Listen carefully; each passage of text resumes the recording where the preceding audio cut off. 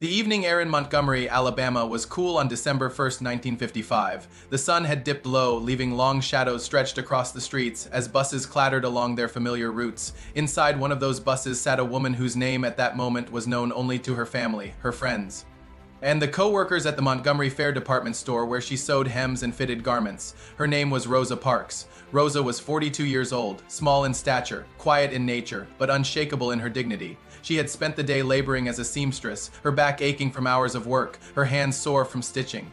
But when she stepped onto that bus, it was not merely physical exhaustion that weighed upon her. It was the deeper fatigue of living under a system that demanded silence, obedience, and surrender at every turn. In Montgomery, the rules of the bus were a daily reminder of Jim Crow's cruelty. The first rows were reserved for white passengers, while black riders, who made up the majority of the bus system's paying customers, were pushed to the back.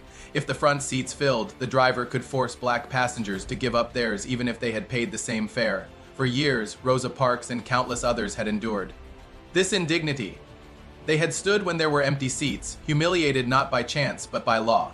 On this evening, as the bus filled with weary workers, the driver barked the familiar command, for black passengers were to surrender their seats for a single white man. 3 obeyed. Rosa did not. She shifted slightly, looked toward the window, and remained seated. Her refusal was not loud, it was not dramatic, but it was absolute. In that moment, Rosa understood the risk. She knew the law, knew the consequences, knew that others had been beaten, arrested, or worse for less. Yet she also knew something greater, that dignity was worth more than fear. She later explained, "I was tired." Tired of giving in, the driver threatened her. Still, she did not move.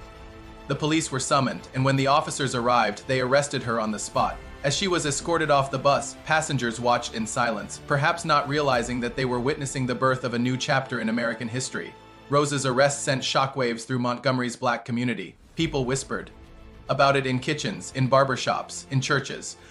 Many had been waiting for a moment, for a spark, for someone to say with action what so many felt in their hearts. Rosa Parks' quiet act of defiance became that spark. That night, as she sat in jail, she could not have known how far the ripples of her choice would reach, but others had already begun to move. Activists, ministers, and ordinary citizens gathered, fueled by her courage, ready to transform one woman's resistance into a city-wide stand. Rosa Parks had refused to give up her seat, but in doing so, she had given rise to something far greater, the possibility of change. Her stillness was not weakness, it was strength. That would ignite a movement destined to challenge the very soul of a nation.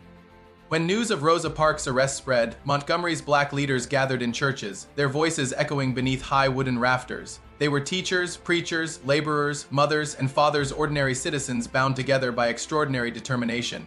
Among them was a young Baptist minister, just 26 years old, whose eloquence would soon capture the nation, Martin Luther King Jr. Together, they resolved that the community would not ride the buses until justice was restored. And so, on the morning of December 5th, 1955, Montgomery awoke to an astonishing sight. Buses rattled through the city nearly empty. Thousands of black men and women, maids, janitors, cooks, and professionals alike walked. Some trudged for miles to work. Others organized carpool systems, carrying neighbors and strangers alike across town. Church parking lots became dispatch centers, coordinating rides with military-like precision. What began as a one-day protest became a city-wide boycott that stretched on and on. For 381 days, the people of Montgomery endured. They faced intimidation, threats, and violence. Bombs exploded outside homes, including that of Martin Luther King Jr. Police arrested leaders and tried to cripple carpools.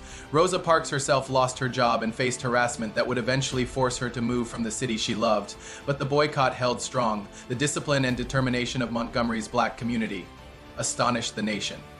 Each footstep on dusty sidewalks, each worn-out shoe, each weary mile walked became a declaration: we will not bow. Their sacrifice revealed the power of collective action and the strength of unity. At last, the legal challenge reached the U.S. Supreme Court. In November 1956, the court struck down bus segregation as unconstitutional. 1 year after Rosa's act of defiance, Montgomery's buses rolled once more, but this time black passengers sat where they pleased. It was a victory not only for a city but for the entire civil rights struggle taking root across America. Rosa Parks did not speak loudly, nor did she seek glory. Her strength was her quiet courage, her unyielding dignity.